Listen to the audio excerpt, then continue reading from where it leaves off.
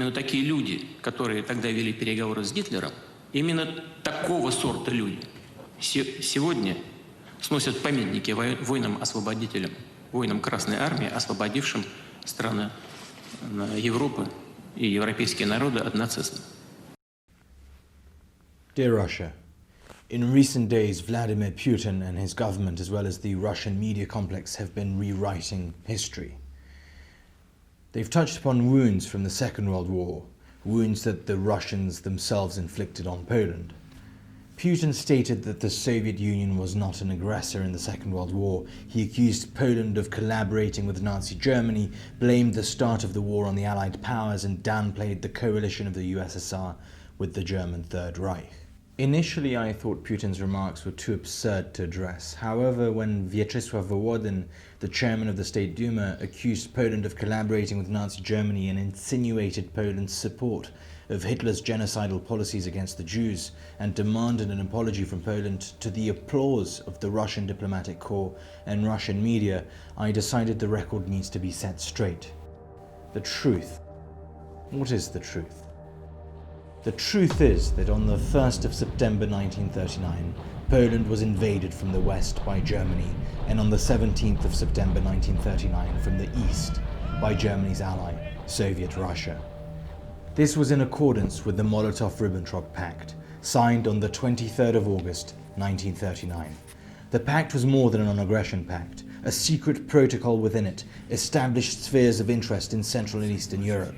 This drafted the framework of the future German and Soviet division and occupation of Poland and the Baltics, Lithuania, Latvia, Estonia, as well as the attack on Finland. Let's have a detailed look at Putin's statements.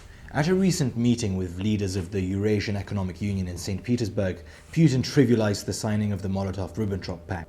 Putin claimed that the Soviet Union was the last to sign a non-aggression pact with Hitler, and Foreign Minister Sergei Lavrov claimed that the signing of the non-aggression pact allowed the USSR to better prepare for the coming war.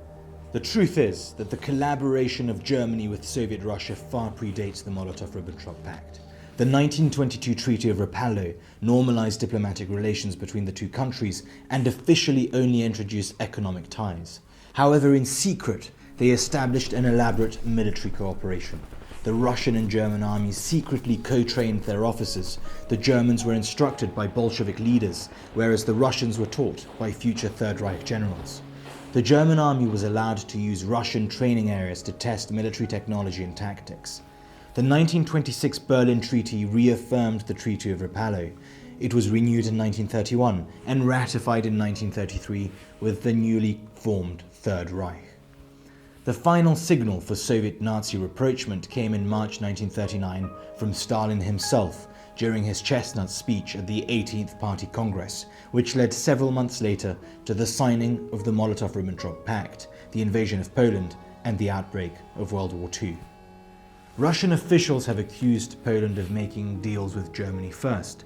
The truth is that whilst Germany and Russia were ratifying the Berlin Treaty, Polish diplomat Alfred Wysocki protested against Germany's increasingly aggressive politics, warning that it might lead to war and that Poland was willing to defend itself. In 1934, the much weaker Third Reich was pushed into signing a declaration foregoing violence for a period of 10 years with Poland. This declaration was broken when Nazi Germany invaded Poland 5 years later.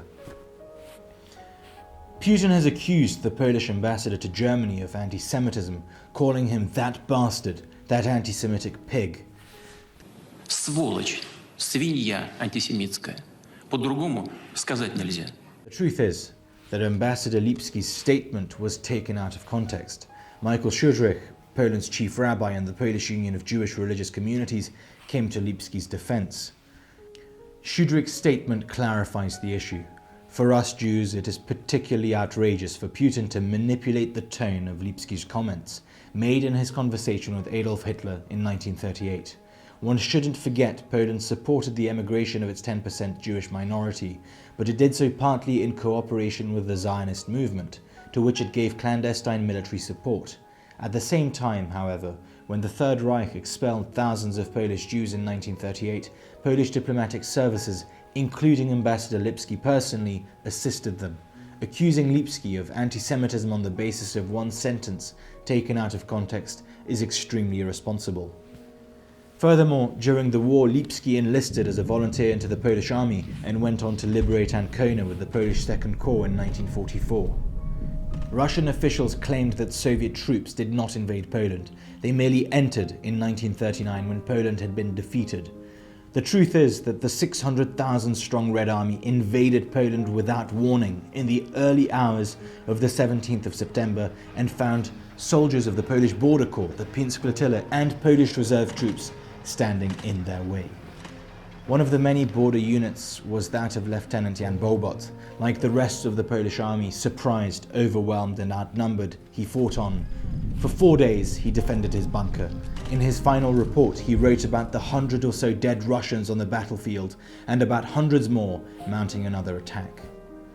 During the Soviet invasion, against all odds, General Orlik Rukeman defeated the Russian 52nd Division at Shatsk and General Kleberg defeated the 143rd Rifle Division at Parchev. The Soviets were anything but unopposed. Polish soldiers, helped by Boy Scouts, defended Grodno, whilst the Soviets used Polish children as live shields for their tanks. Leopolis defended itself simultaneously from the German Wehrmacht and the Soviet Red Army, before finally being taken over by the Soviets. Putin claimed that Brest-Litovsk was occupied by the Red Army once the Germans had pushed the Poles out of it. Brest-Litovsk is particularly relevant since it is the location of a shameful joint Soviet-Nazi military parade held on the 22nd of September 1939, which marked the withdrawal of the German troops to the demarcation line agreed to in the Molotov-Ribbentrop Pact, and the handover of the city by the Germans to the Soviets.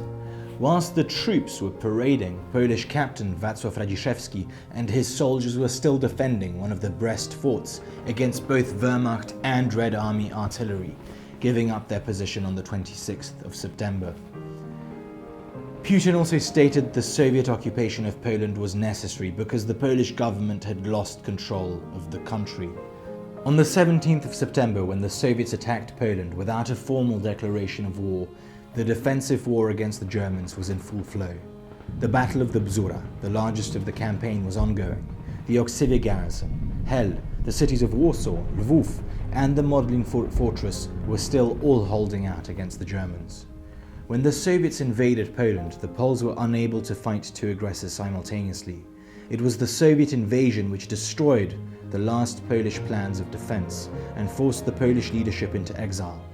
The Polish army was given orders to evacuate and reorganize in France, leaving Poland through Romania. Putin stated the Soviet occupation saved numerous lives. The truth is, between 1939 and 1941, the Soviets arrested and imprisoned around 500,000 Poles. That is 1 in 10 of all male adults. Over 1 million Poles, the exact figure is unknown, were deported in 4 waves from Poland to the gulags of northern and eastern Russia. 22,000 top Polish army officers, political leaders and members of the intelligentsia were shot by the NKVD in the forests of Katyń, Kharków, Miednoye and Bykownia in 1940 and buried in mass graves. The history of the Soviet Union, of which the Russian Federation is an heir, is a history of communist totalitarianism which sacrifices every aspect of life on the altar of its oppressive ideology. Yours are the crimes of the Red Army, of Stalin, the Cheka, the NKVD, the KGB, and everything that came between. Yours is the history of the Great Purges, of the Great Famine in Ukraine, the Polish operation of the NKVD. Yours is the 17th of September. Yours are Katyń, the gulags, the katorga, and the inhuman land. Yours are the Warsaw Uprising, betrayal, mass rapes, pillaging, the torture cells of Lubyanka and Rakowiecka, and the unmarked mass graves of Łączka, Służewiec, and others. Russia prides itself on the defeat of German Nazism, but the Soviet offensive of 1944 and 1945 did not bring Poland, Ukraine, Lithuania, Latvia, Estonia, Czechoslovakia, or Hungary freedom. No, the Soviets merely replaced one totalitarianism with another. The German concentration and work camps of Majdanek, Zgoda, Potulice, Jaworzno, and Łambinowice were transformed by the NKVD into Soviet ones. For 45 years, the Poles fought against the Soviet communist system that was imposed on them. the Polish cursed soldiers fought well into the 50s, the Polish workers and students rose up in 1956, in 1968, in 1970, in 1976 and in 1980. From abroad, Radio Free Europe broadcasts gave us hope. Tu rozgłośnia Polska, Radia Wolna Europa. The Polish Pope John Paul II gave us courage and kept our faith alive. Ja, syn polskiej ziemi. And finally, in 1989, we broke free. 4 czerwca 1989 roku skończył się w Polsce komunizm. Polish independence has been hard won. Because we know what freedom costs, we shall defend our country, both its territory and its character, especially from you, Russia. We have grown used to attacks from Russia. Your propaganda is nothing new to us. Most recently, your attacks have focused on our construction of a ship canal on the Vistula Split, which gives us independence from the Russian-owned Strait of Baltitsk. Your attacks have focused on the German-Russian Nord Stream 2 project, which goes against Polish interests. And also you've attacked Poland because of our support of Ukraine, which is currently partially occupied by and at war with Russia. This current battle for historical truth is one of many fights. Rest assured that none of your lies or attacks will be left unchallenged. It's interesting to note in terms of informational warfare that whilst Western press was focused on the diplomatic row between Poland and Russia regarding the start of World War II, Putin was busy making headway with Merkel around the Nord Stream 2 project. He was also busy negotiating a gas transit deal with Ukraine and renegotiating a gas sales contract with Belarus. But those are all different stories. Чтобы закончить это видео, я хотел бы обратиться к вам, обыкновенным россиянам, а не к вашей элите. На протяжении веков вы были жертвами своей элиты.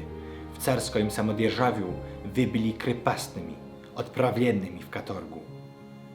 После революции коммунисты поработили вас и убили от 20 до 30 миллионов россиян. Теперь в постсоветской системе вы живете в коррумпированном господарстве, грабимом олигархами, в котором доминирует социальное неравенство, и ваши лидеры вовлекают вас в нелегальные войны.